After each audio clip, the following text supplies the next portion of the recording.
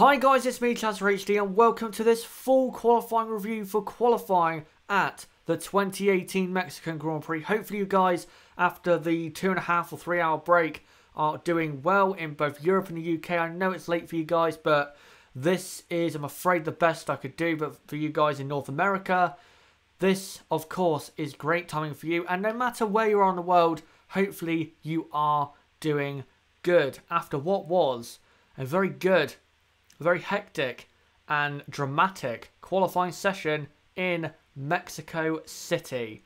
Now guys, if by some chance you missed out on what happened in qualifying, let me now take you through the results of qualifying here in Mexico. And first off, we go into the top 10. So Daniel Ricciardo just about getting pole position from Max Verstappen second, Lewis Hamilton third, then Vettel fourth, Bottas fifth, Raikkonen sixth, then Hülkenberg seventh, Sainz in eighth, Leclerc ninth, and Ericsson in 10th. That is your top 10. And then your bottom 10 is Esteban Ocon in P11, and then Alonso, Perez, Hartley, and Gasly. Gasly, by the way, will start the Mexican Grand Prix tomorrow from the back because, remember, he does have a 15-place grid penalty. Then you have Grosjean, Van Dorn, Magnussen, Stroll, and Sorokin rounding out the field here in Mexico. So those are your results, but now let's go through the teams and analyse how they did in qualifying. First off, let's go to Mercedes. Now, compared to last year and compared to yesterday, I thought today was a very impressive performance, especially from Lewis Hamilton. He wasn't that far off getting pole position, about 1/10 of a second. Again, considering Mercedes was so poor yesterday, that is an impressive performance there from Lewis Hamilton. Not really a surprise when it comes to impressive performances from Hamilton in qualifying, because he does it basically, you know, every single time we come to qualifying at any track. But again, you know, great lap, third place. That's a great place for Lewis Hamilton to be for the Grand Prix. Of course, you can get a slipstream down to turn 1, but only if you do get a good start. If you don't get a good start, then you are going to be slipstreamed down to turn 1 by, you know, the Ferrari of Kimi Raikkonen and Vettel and Bottas, your teammate, and other cars. So if Lewis Hamilton tomorrow gets a good start and gets into the slipstream of the Red Bulls, there's a chance he could get into the lead. We'll have to see, though, what he does at the start of the Grand Prix. But this is what Hamilton had to say after qualifying, after his third place finish. This is what he said. Third place is a good place to start here. You get a good toe from the guy's head. Exactly. If you can get that toe from the Red Bulls, he does have a good chance of getting into the lead of the Grand Prix. I'm going to be fighting to try and at least gain a position, but of course I am aware of the Bulls ahead. Now that final, bit of that quote there says to me that Mercedes, when it comes to gaining positions, they are going all out for the start, and they know if they don't get past the Red Bulls at the start, that they're not going to beat Red Bull in the race. They know from the end of that quote there, I think Mercedes know that Red Bull, when it comes to race pace, are just way too good. So, yeah, for Mercedes, when it comes to getting positions, it's all down to the start. Of course, Lewis Hamilton doesn't really need to gain anything in tomorrow's race. If he finishes 7th or higher, he will win his 5th World Championship, no matter what Sebastian Vettel does. So, yeah, a top 3 finish would, of course, be a good finish and exactly what Lewis needs for his championship. But now, let's go on to Valtteri Bottas. In Q1, he looked good, but then after that, he just couldn't hook anything together. He couldn't put the lap together like Lewis could, or Vettel could, or of course the 2 Red Bulls could. He was definitely close enough to compete. Definitely close enough.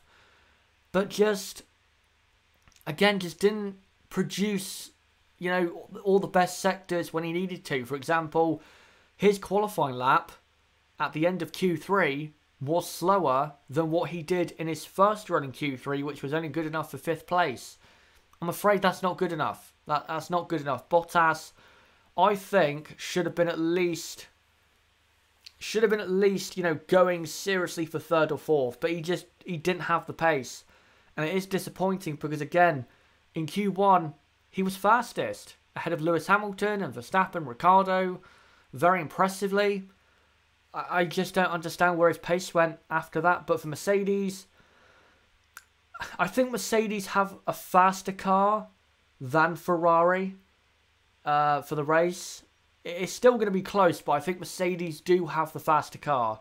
We'll see how it pans out tomorrow, but Mercedes, I think, should definitely be strong contenders for at least a podium finish. But we'll move on from Mercedes and go on to Ferrari. Now, they didn't really bottle it today, Ferrari. They just didn't have the pace. Simple as that. After the first run in Q1, or no, in Q3, I thought Vettel put in a very good first attempt, even though Verstappen was almost 2 tenths clear of Vettel in first place at the time. It was still a good attempt from Sebastian Vettel, and he knew what he needed to do for his final run in Q3, which was to, you know, pull out an extra, I'd say, 2 tenths of a second. But Vettel went, you know, 2 or 3 tenths slower than his actual first run in Q3 and ended up qualifying in 4th. Now, kind of similar to Bottas, I'm afraid that's not good enough. Now, the championship is basically over, so I'm not going to criticise him from that standpoint, but considering how fast he was, I thought, in qualifying, and how close he was to provisional pole position after his first run in Q3, he should be at least 3rd. He really should. The Ferrari was definitely quick enough to beat Lewis Hamilton and maybe be on the front row of the grid. It was close enough, but he just didn't. I don't know if it was the Ferrari car just didn't have enough or any pace left in the car. I don't know, because Kimi Raikkonen, as we'll get onto in a moment, also did not improve on his final run. So maybe it's a Ferrari issue. I don't know, but yeah, they definitely should have finished off better than 4th and 6th. That is not a good result for Ferrari.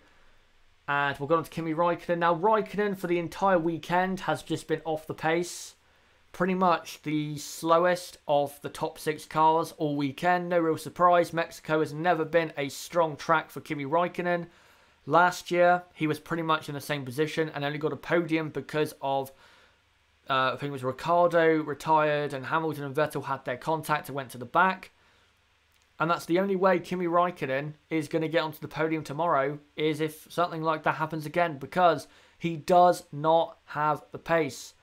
Now, I know, like Vettel, he didn't improve on his final Q3 run, but the best he was going to do was 5th, and I'm afraid that just isn't going to cut it. That isn't going to cut it. So for Kimi Raikkonen, yeah, pretty much as we expected, but still that's not a good result at all. And for Ferrari, I'm afraid a slightly disappointing qualifying result. But in the race, you know, with their great straight line speed, and we saw on the speed traps during the qualifying watch along. But by the way, guys, if you have not checked out the qualifying watch along, it's in the description down below. There's a link down below in the description.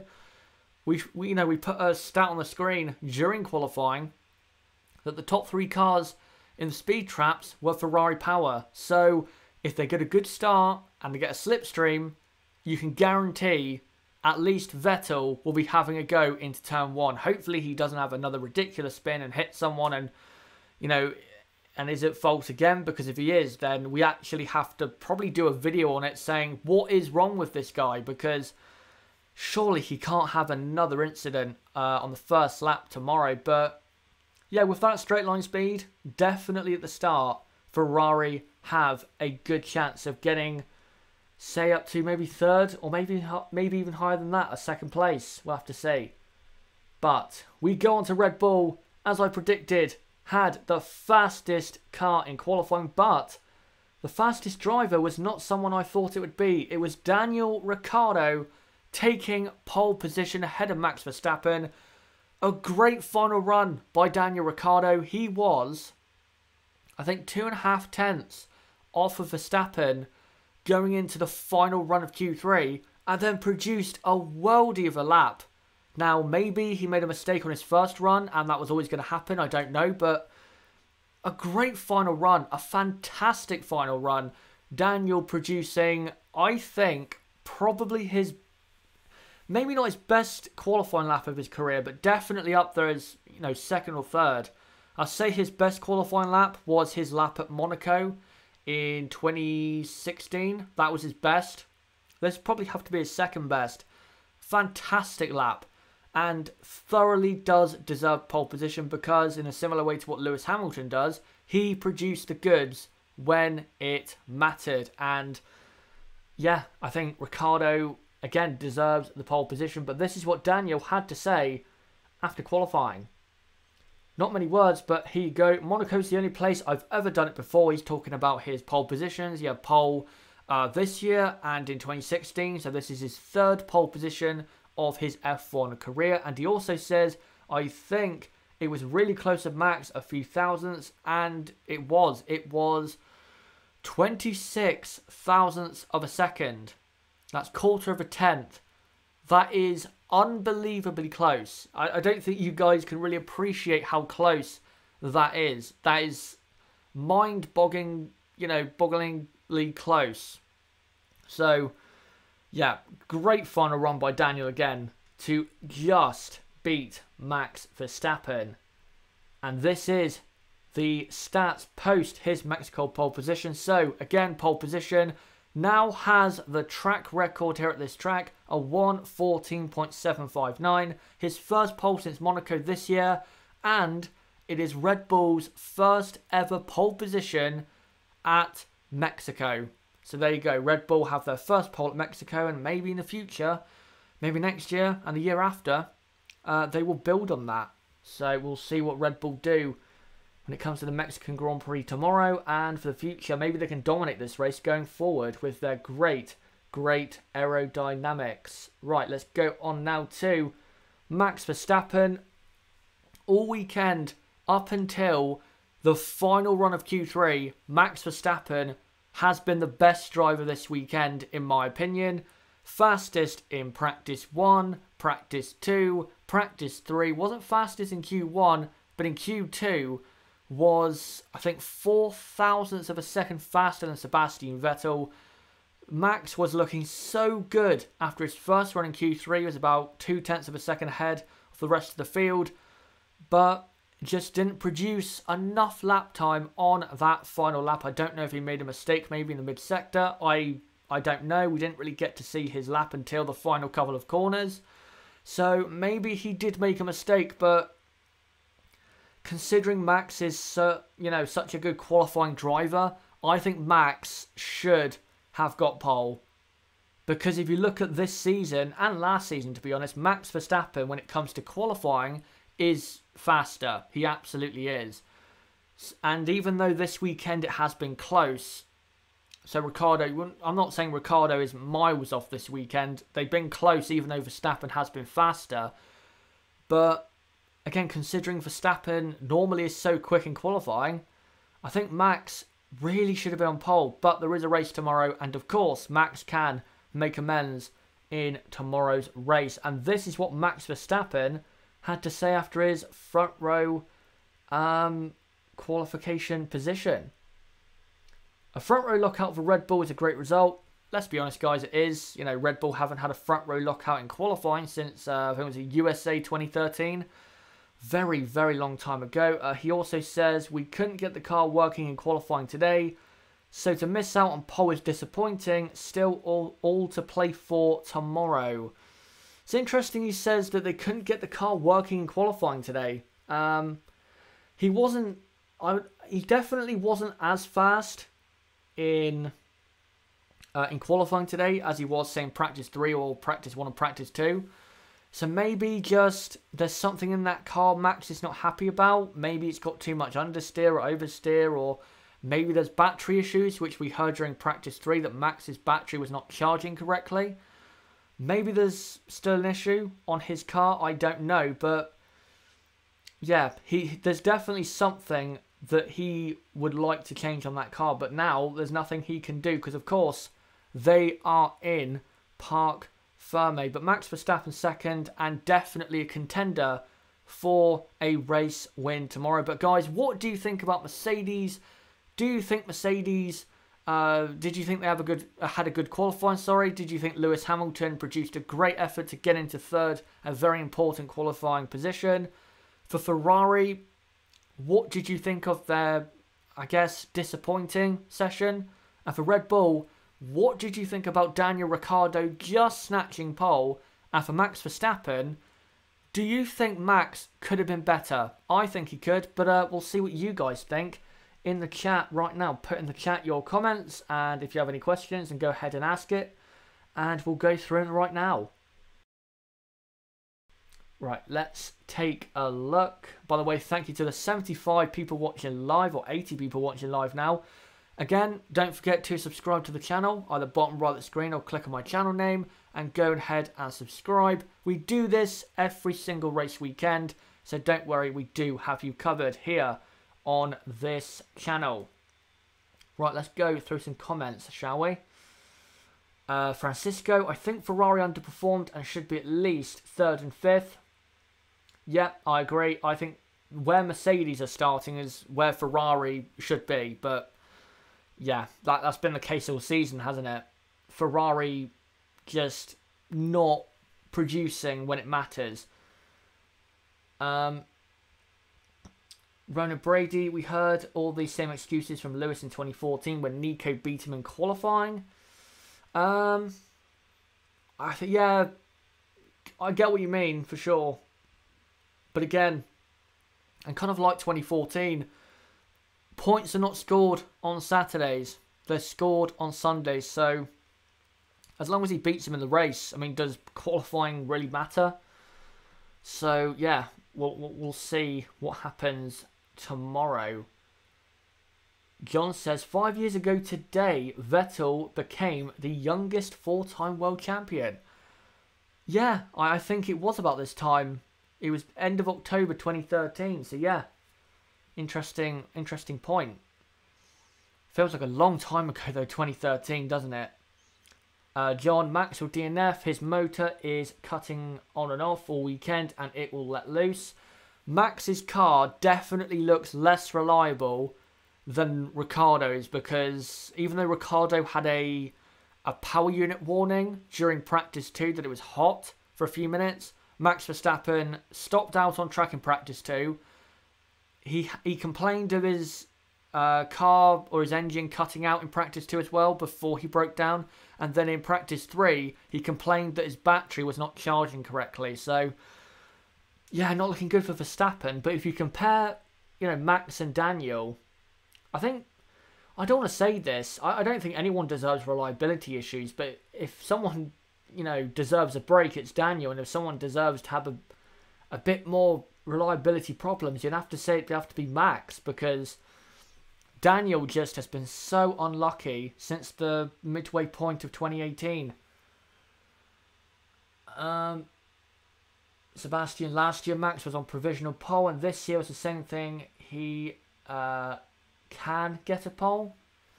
Yeah, last year I think he was on pole by a very small margin, and then Vettel produced when it mattered at the end. Yeah, 2 years in a row, that'll be disappointing, but if he wins the race like he did last year, again, does it really matter? We'll see what happens at the start. That's going to be so interesting. Andrew Drury, what lap will Ricciardo break down on? Let's not jinx it for Niblo's sake. Yeah, I don't want to jinx it. I really want Ricciardo. I want Ricciardo to be at least on the podium. If he don't win, you know, he doesn't win, but I want him to be at least on the podium. I don't want to see this happen again, because it is getting ridiculous now, let's be honest. Ronan Brady, the record of youngest pole sitter is likely to slip him by now. Yeah, Yeah, it is. But, you know, Lewis Hamilton's not the youngest pole sitter of all time. And Lewis Hamilton, I think this season and last year has proven that he's better than Vettel. So just because you don't break a certain record doesn't mean you're not going to be in a certain position in the rest of your career. So I don't think it really matters, to be honest. Simon Craglan, one of the Red Bull cars will retire tomorrow. I'm not going to say that. You know, when I do my predictions for the race tomorrow, I'm not going to say who's going to retire because I don't like to do stuff like that. I don't want to jinx people. But honestly, I wouldn't be surprised. Because it seems as though at least one of them's got to take the pain in terms of retirement from a race. Sebastian, start of the race, Vettel, Hamilton, Max crash, and Leclerc gets a podium. Well then, you know, you still have Ricciardo, Bottas and Raikkonen. So, Leclerc would probably finish 4th. JB, pray for Nib and Ricciardo. Yep, please do. Francisco, I usually watch races with my grandfather and he compared Ricciardo's season with Gerhard Berger's in 1989. And in the end, Berger got redemption.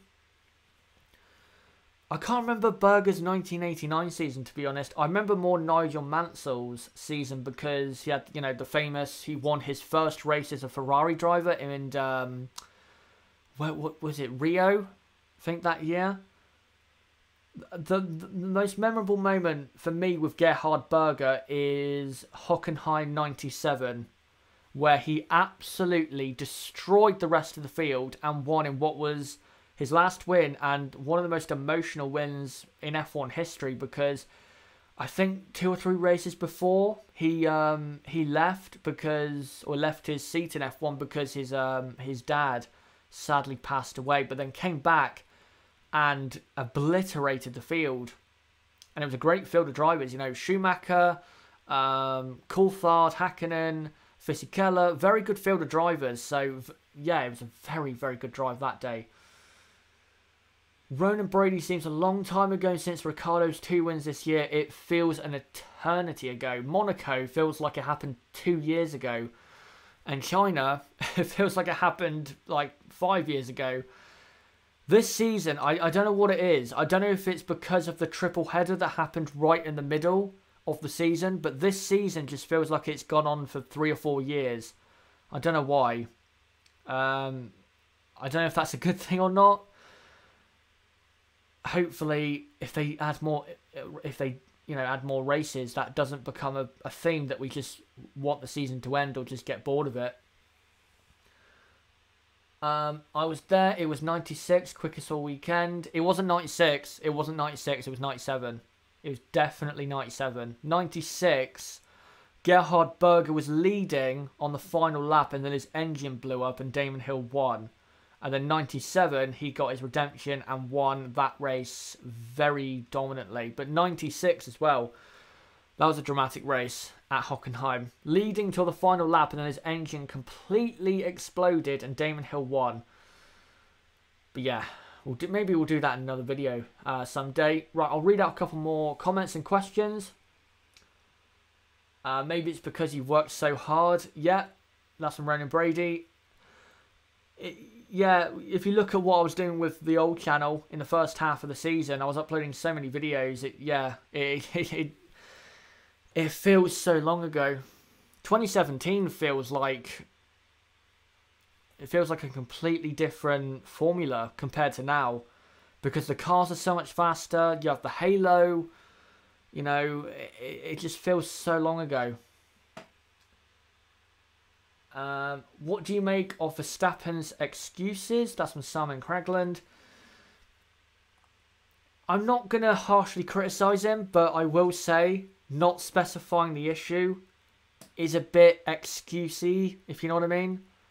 If he said, you know, I had trouble with understeer today, then you could have said, right, well, you know, he had issues today. But just saying the car wasn't working well, that's a very non-specific and vague explanation for why he wasn't on pole. So yeah, maybe you could say it's an excuse, but you know, he's just got out the car And, you know, it's heat of the moment, so maybe, yeah, maybe he is making excuses. Right, Alumni Kid, I think it is, says, did Ferrari use upgrade for qualifying? I don't believe they did. They tested the new floor and decided to go back to the old one, I believe. But, right, we will move on now, guys, from the top teams and go on to McLaren, Renault and Force India. So, first off, McLaren. Now, I'll have to come clean. McLaren weren't actually that bad. Not as bad as I thought they'd be in qualifying today. Stoffel Van Dorn is 17th. Given what he's normally like, that's pretty good. And Fernando Alonso was in P12. So, you know what I'll say? Bravo. You know, good performance considering how poor you've been in the last 3 or 4 races. But, you know, this is McLaren. Let's not forget that. At the end of the day, this is still not good enough. And if you look at last year, I think Fernando Alonso last year, I think he had a grid penalty, but he qualified in 7th or 8th for the Mexican Grand Prix last year. So, still doesn't look great from McLaren's point of view. So, I still wouldn't get, you know, very excited or happy over this. It does put Fernando in a good position for the race if he chooses the right tyres and the strategy plays out for him at McLaren. Maybe he can get points, but realistically I don't see it because, you know, Sergio Perez behind did not go for a serious lap, you know, on serious tyres because they're trying to qualify in 11th and 12th place. Same with Ocon, who actually beat Fernando Alonso.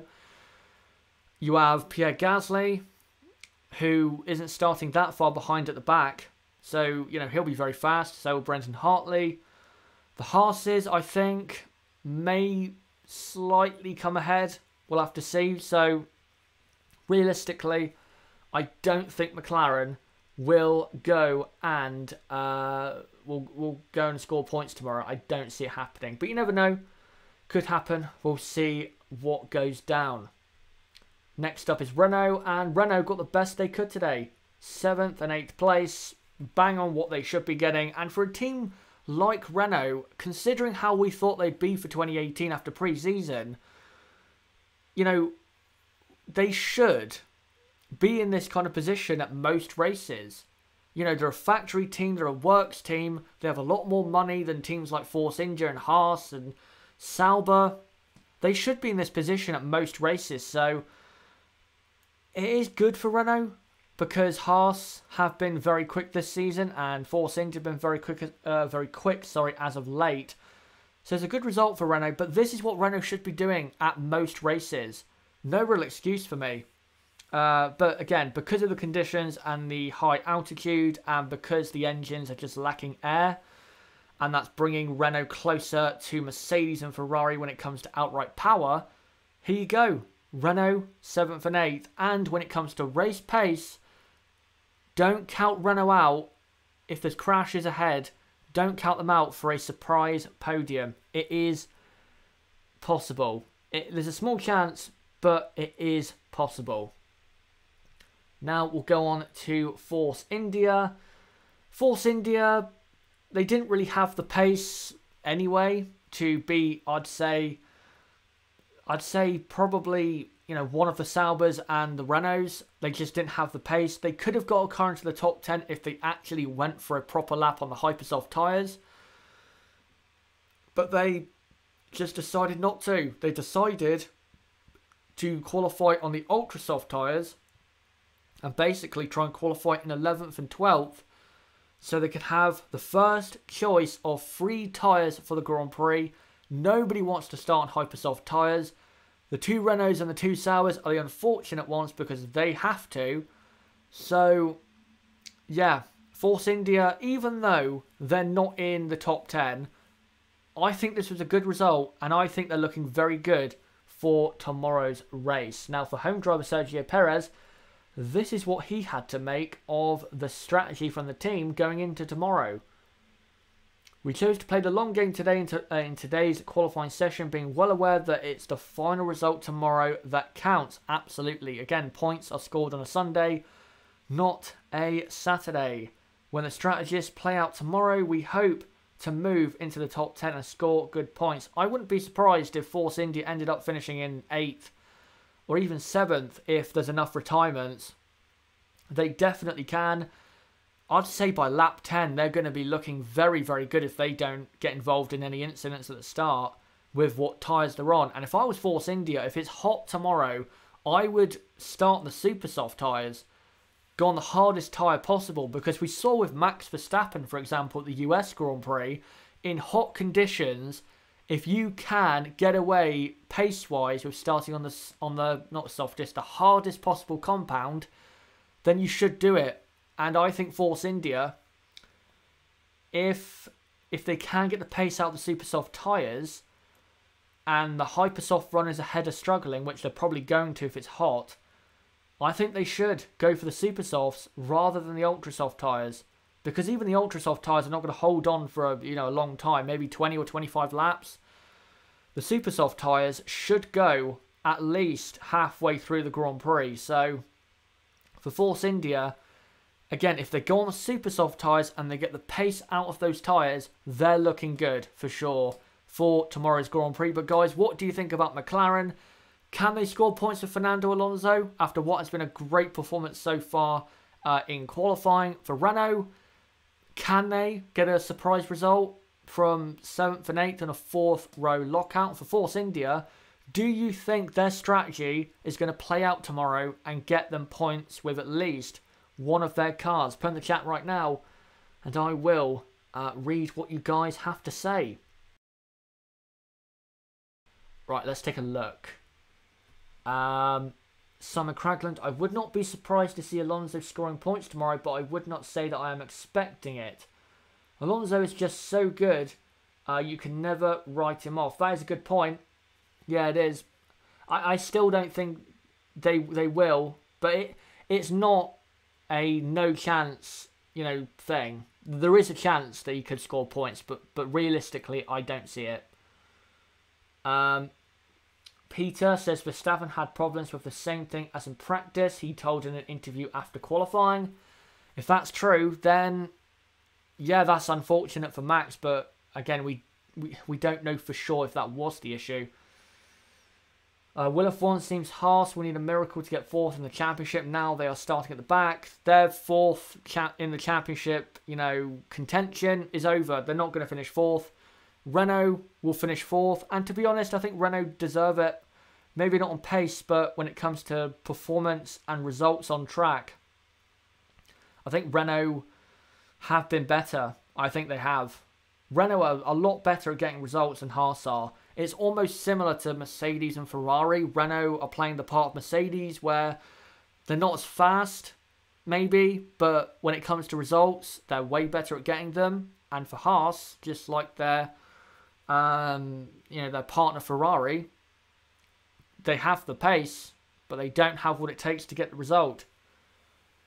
JB, I think Ocon, great to see him in the chat. I think Ocon is in a good position for the race. I reckon he'll be ahead of the Saubers and could compete with the Renaults. Perez maybe, and Ocon is just really good at Mexico. Ocon is in a very good position. As long as he doesn't, get hit at the start or have any front wing damage, and I don't know, maybe gets up to 10th or 9th on the harder compound tyre, he's looking very good.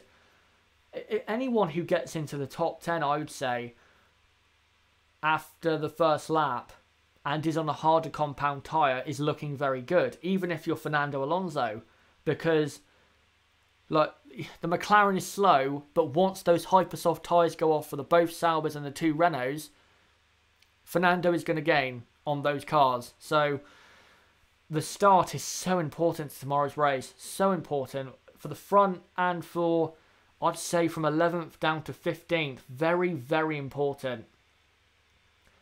Simon Cragland, Haas needs a little bit more experience. There's nothing they can do about that, I'm afraid, is there? Because they've been in the sport for, this will be their 3rd season once we get to Abu Dhabi, 3rd full season. So you have to compliment them, Haas, because in their first season they were doing so well considering they were a new team. They finished, was it 8th in the constructors? That's a very good start to your F1 career as a team. And then last year, where were they last year? I think it was 8th again. I think.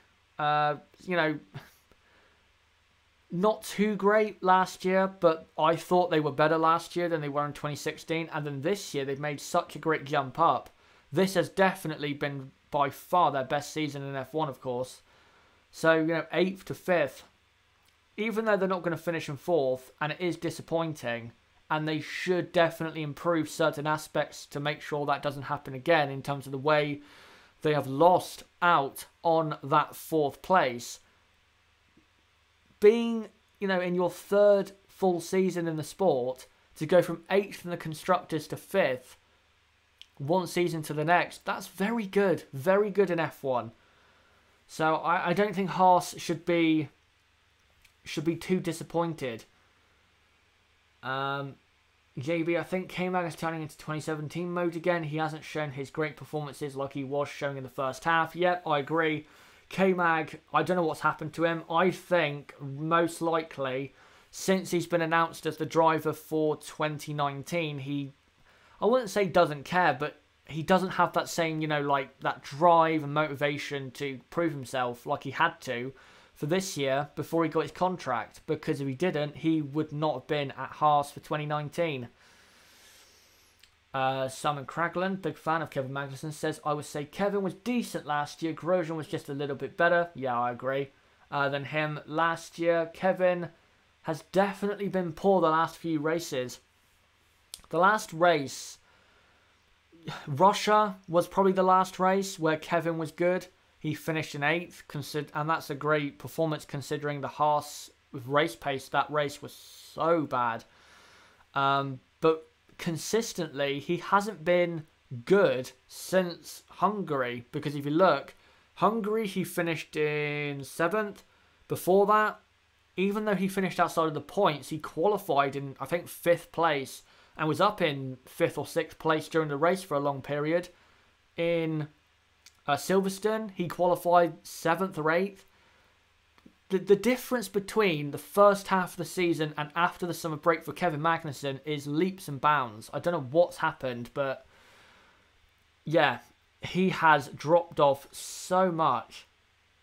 And Haas as well have dropped off a bit, but K-Mag, I'd say as well, has dropped off. Team F1, I'm Dutch, so obviously I wanted Verstappen to get pole, but I'm also happy for Ricciardo. He deserves it, but I hope Verstappen can get the win tomorrow. He has a great chance of doing so. Last year was on the front row in 2nd place, and we saw what he did to Vettel. I don't think the Red Bull drivers will be allowed to be that close at the start, but he has a great chance of getting into the lead, no doubt. But I think it's all about the start, because we have seen that after the start, normally who is leading at the end of the first lap goes on to win the race. So Verstappen does have to be aggressive at the start, but not too aggressive. Right, let me just look at a couple more comments, and then I will move on to the rest of the midfield. John, Haas is alright next year. They have a sponsor, Rich Energy. Maybe more funds for upgrades. Grosjean sucks. I will say about Rich Energy, don't believe everything they say. That's all I'm going to say. Just don't believe everything Rich Energy comes out with. Right, Simon Cragland, K-Mag is usually not that good under pressure, so I don't think it's about the contract extension. But what pressure is he really under, though? Like, I know Haas are going for 4th, but Grosjean's been better since the summer break. Grosjean's made his mistakes, of course. The US Grand Prix, for example. But Grosjean has been clearly better than K-Mag since the summer break. So I don't get it. Because, Roman, yes, might deal with pressure better, but I don't think Roman is this, mentally strong character like a Lewis Hamilton or a Fernando Alonso is. Will F1, weren't Rich Energy close to buying Force India before the start of the season? Apparently so, but again, don't believe everything they say because, yeah, If you followed the Force India administration story, you'll know exactly what I'm talking about. Simon Cragland, yeah, I meant in Renault and McLaren he struggled because of pressure. McLaren, that's understandable, but I think McLaren treated him very harshly, and I at the time would have had K-Mag in that car ahead of Jenson Button. But if you look back, it was actually right in K-Mag leaving McLaren because his career has improved since he left McLaren. And for Renault, Renault was so bad that season, honestly. Haas should have signed Rossi. I like Rossi, but I don't think he's as good as Roman and Kevin. I don't think he is. And, I know from a sponsorship and just marketing point of view, it would have been great to have him in the car because he's American, but I don't think he was good enough to be in that kind of seat ahead of those drivers. But now, guys, to end this review of qualifying, let's go on to the rest of the teams. First off, Williams. Now, Williams, well, they just weren't as good as I thought they would be. Not that I thought they'd be good, but I thought they'd be up there with McLaren, but they just weren't. They're at the back of the grid, 19th and 20th.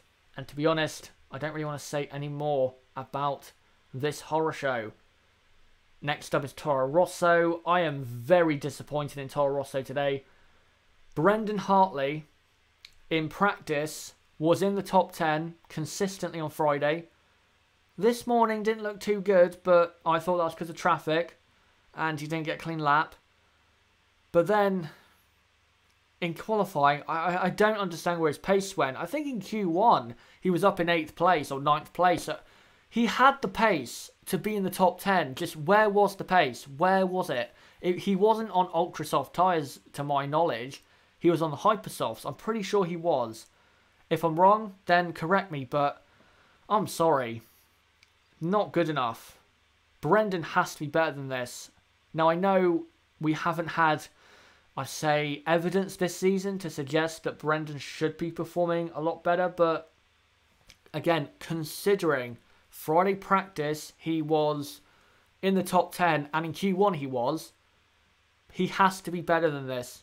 I'm sorry, he just has to. Not good enough, but the Toro Rosso does have good race pace, so maybe he will redeem himself for the Grand Prix. And with Pierre Gasly, of course, has a 15th place grid penalty, so starts at the back, so nothing really mattered for him when it came to qualifying. But I will say, showed good pace, so if he gets a good start, gets past a few cars and there's an incident ahead which you can gain from, don't count Gasly out. Don't. Just really don't, because that Honda is looking good once again. Next up is Haas. We've talked about it a lot a few minutes ago. And let's go on to just how bad they were. Romain Grosjean in 16th and Kevin Magnussen in 18th. Now, I think Niblo said this in the qualifying watch-along. The Haas at tracks where maybe you need more proper aerodynamic grip or the tyres are, at its softest, Haas just don't perform. And it is kind of true. Look at Monaco, where the Hypersofts were. They were at the back with Williams and I think, who else? I think Sauber as well. Not very good at Monaco. Canada, they weren't awful, but they weren't, right in there where they should be at the front of the midfield. And I think it's true. When it comes to, say, the Hypersoft tyre, they just cannot get that tyre working. And I think even the Ultrasoft, to be honest, as well. When it comes to the harder compounds, Haas are better, for sure. They are definitely better. If you go back to, the Spanish Grand Prix, where we had super soft, soft and medium, Haas had the best car in the midfield by a mile at that race. Silverstone, you had the soft, medium and hard.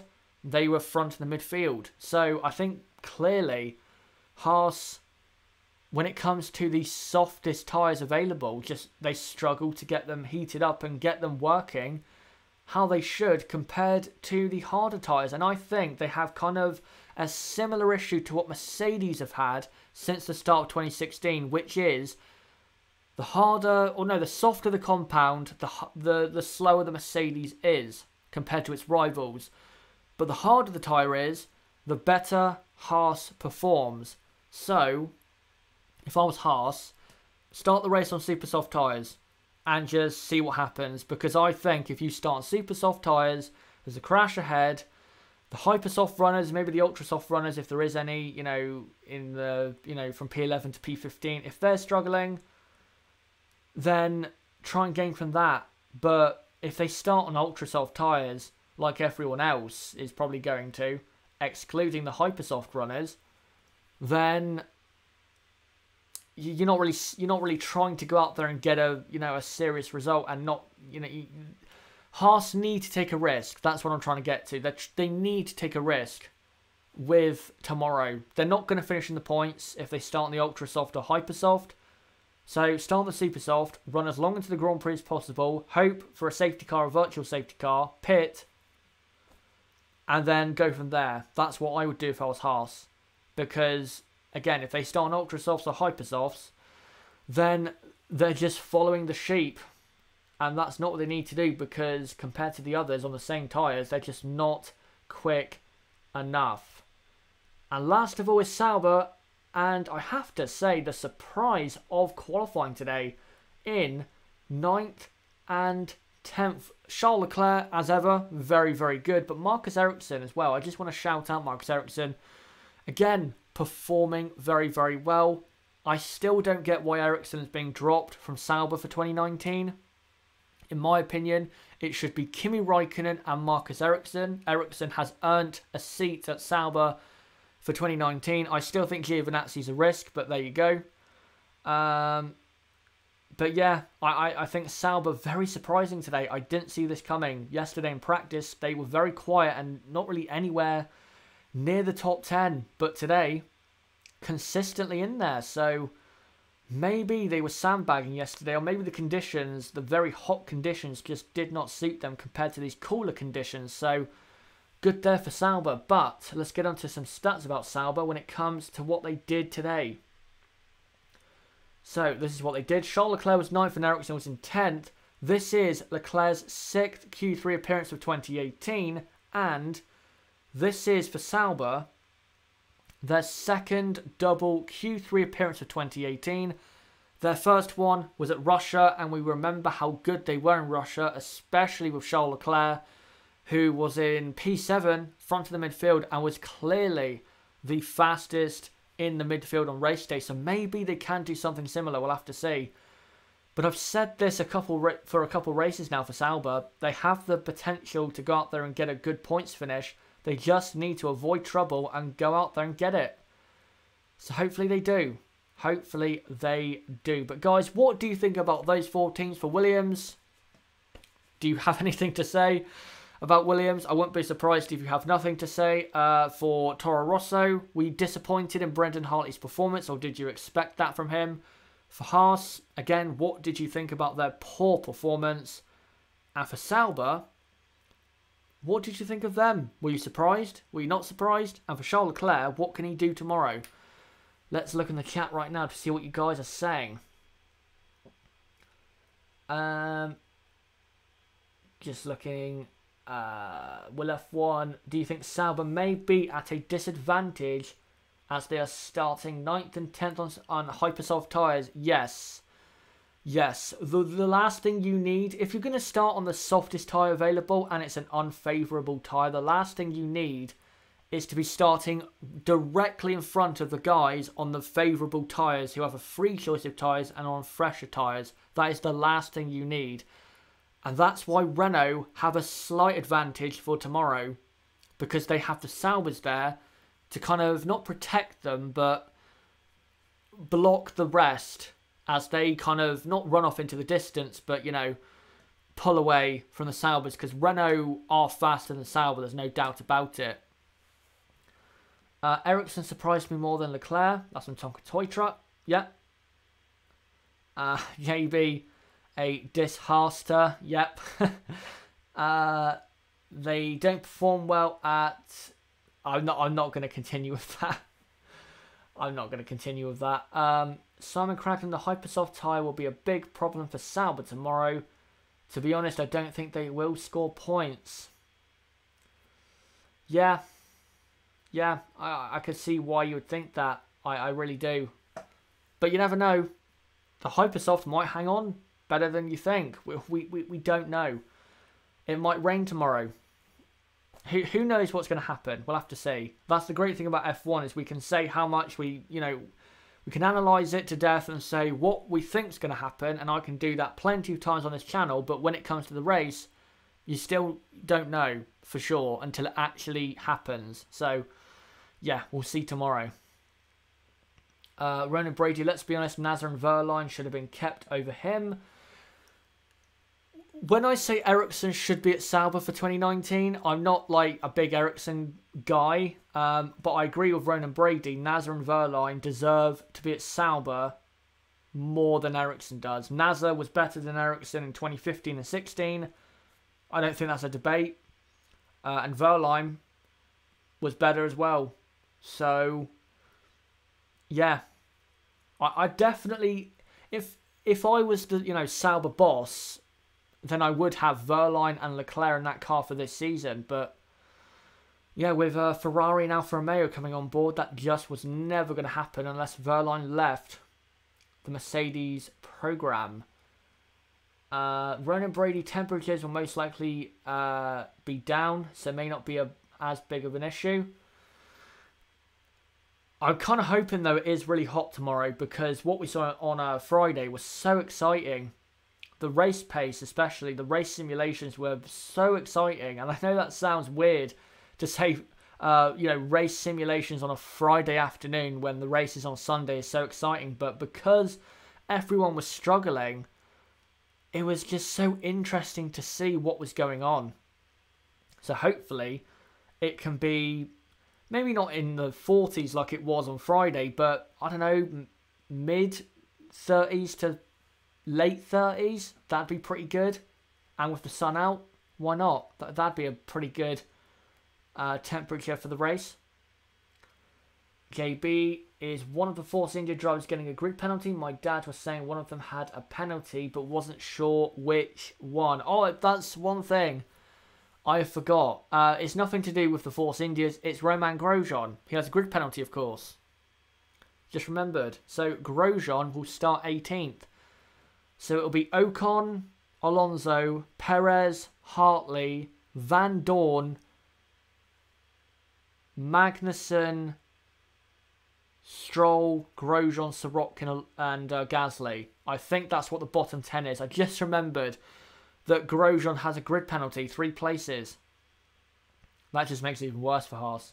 Even worse. Right, I'll go through a few more comments and questions, and then I will end this review of qualifying. Thanks to you guys for coming along. I know it's for you guys in Europe, like me, it's very late. So yeah, thanks for coming along, and thanks for being so dedicated. Ronan Brady, which team would you like to see back in F1? Manor deserved at the time to be in F1 more than Sauber at the end of 2016. They really did. Manor scored points at the Austrian Grand Prix in 2016. On pace, they deserved it. Sauber scored points at Brazil in the wet because, I don't want to say luck, but I just think the way Sauber were that season, they didn't deserve to beat Manor. Manor was so good that season, considering how small of a team they were. And Verline was very, very good that season. I think in Bahrain that season, he finished in 11th. Andrew Drury, what's the stupidest question you've ever heard in an F1 press conference? Well, they're so stupid, those press conferences, I don't actually watch them. So if you have one, a stupid question that you've heard, then put it in the chat. But yeah, I don't watch the press conferences. I'll be honest, guys, I don't care about the press conferences, because what happens is you get all the PR people, all the journalists in there, and all they do is ask the same old question and the drivers give the same old answer. And I have no interest in wasting an hour of my time watching just a repeat. The long question guy. No, I've heard that guy. That guy's good. That guy's good. RJ Heat, Chaz, mad props to you for your F1 dedication, mate. Appreciate the channel and content. Cheers, no problem. Again, if you are new, don't forget to subscribe. But yeah, thanks for saying that. And yeah, I'm always going to be dedicated. I don't care what time of the day any session happens. I'll be up for it and I'll be covering it for you guys. Will F1, Pacific, Simtech and 40 should make a return into 2021? Absolutely no. Absolutely no. What would you change in F1? That's from John. I don't know where to start. Maybe the tyres, or maybe bring back refueling. I don't know. I don't know where to start. There's many things I'd like to change. I'd like to completely change the race weekend format. The engine and gearbox penalty format. Even though qualifying is not broke, I'd like to change that as well. For my, my own selfishness. I'd probably bring back another tyre supplier and have it be Pirelli versus, I don't know, Hankook. There's lots of things I'd change, honestly. But it would take so long for me to go through every single thing and, make it how I would want it to be. No, not the 2016 format. No. It would be the 2003 to 2004 and I think a bit of 2005 format, where every driver, say on a Friday, you have qualifying 1, which is every driver goes out in championship order. So for example, Lewis Hamilton would go out first, then Vettel, then Raikkonen, Bottas, Verstappen, etc. On a Friday, set the lap times, and then whoever's fastest on Friday in the first qualifying goes last in Saturday's qualifying and gets the best, grip for the final running qualifying. I thought that format was better. I think it's better than this one, to be honest. This one is very exciting and should definitely not be gotten rid of. But again, in a perfect world for me, and if I was very selfish, I would go back to that system because I thought it made qualifying so great to see all of the laps and to give the smaller teams publicity by showing their laps. Because now you don't get to see anyone's laps. What race format would you want in the future? That's in Will F1. I wouldn't change that at all. Just keep it to being a race on a Sunday. You know what? I'll just go through it now. Just to end off this qualifying review. So for a race weekend, this is what I would do. So Thursday, I would have it completely be a dedication to the fans who come to the track.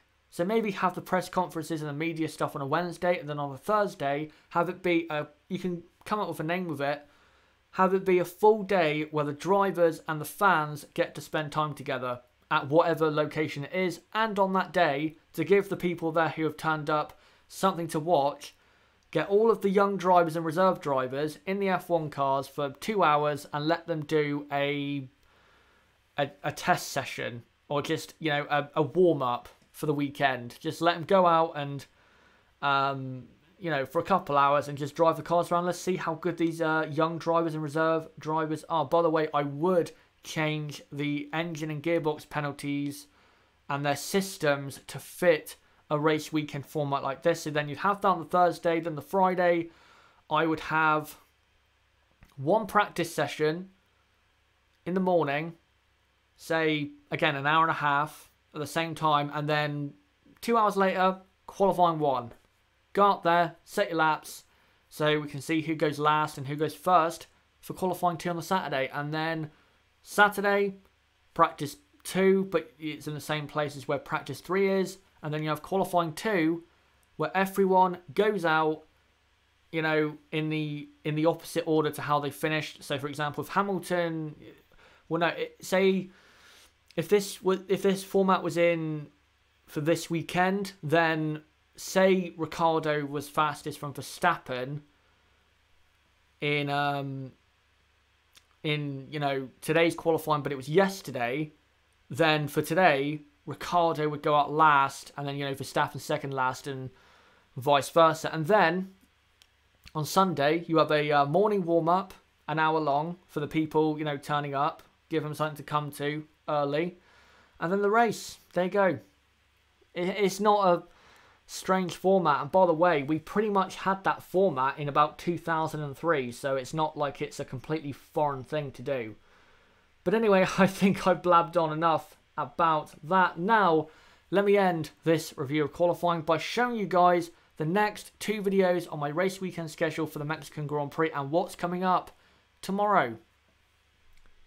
So tomorrow I will be going live at 6 p.m. UK time for the race watch along for the 2018 Mexican Grand Prix. By the way, guys, the race reaction is going, but is now being incorporated in the race watch along. So instead of me coming off at, say, 8:45, which would have happened if the race reaction stayed around, I will stay live for an hour longer to do an instant race reaction. So there you go, guys. And then 4 p.m. live again on Monday, early evening / late afternoon. I will do a full race review with you guys for this Mexican Grand Prix of 2018. So there you go, guys. Those are the next 2 videos coming up. But guys, that has been it for this review of qualifying. Don't forget to subscribe for more content like this on the bottom right of the screen, or click on my channel name and go to my channel page and hit the subscribe button. Don't forget to like this video and comment down below what you thought of this video and what you thought of qualifying, and what do you think is going to happen tomorrow. What are your predictions for the race in Mexico tomorrow evening as well? Don't forget to join my Discord server, link below in the description. We're now up to 80 people. Good to see people joining. If you want to get notifications for my videos, the best way is Discord. The best way is Discord. So don't forget to join the server and join the community, an ever-growing community over there as well. Don't forget to follow me on Twitter, link down below, a great way to keep up to date with me. And as well, check out chazahd.com, again, another great way to keep up to date with my channel. But guys, until tomorrow evening, for the race watch along at 6 p.m. UK time for the 2018 Mexican Grand Prix, I will see all of you. I was just going to say something then. I will see all of you lovely people then.